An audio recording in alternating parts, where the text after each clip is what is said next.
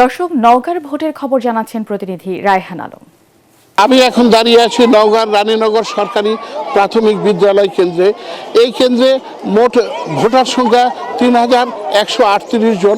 আমি প্রিজাইডিং অফিসারের সাথে কথা বলেছি, তিনি যেমনটি জানিয়েছেন এখন পর্যন্ত 25% ভোটাররা এই ভোট কেন্দ্রে ভোট প্রদান করেছেন।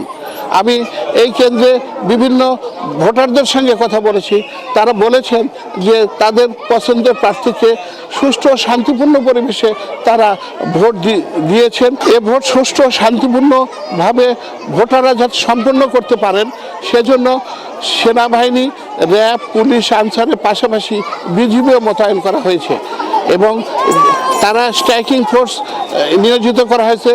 প্রতিটা কেন্দ্রেই তারা যেন স্ট্রাইকিং ফোর্স গিয়ে তারা পরিদর্শন করছেন, ভোটাররা যাতে সুষ্ঠু সুন্দর সম্পূর্ণরূপে করতে পারে, তারা ভোট নির্বিঘ্নে দিতে পারেন সেই জন্য তারা নিরাপত্তার ব্যবস্থা ব্যাপক জোরদার করেছেন।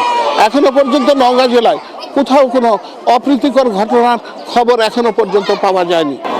এই 6টি আসনে 32 জন প্রার্থী প্রতিদ্বন্দ্বিতা করছেন। মোট ভোটার সংখ্যা 23,29,000 ভোটাররা এখানে ভোট প্রদান করতে পারবেন। এই ছিল নওগাঁর ভোটের সর্বশেষ পরিস্থিতির খবর।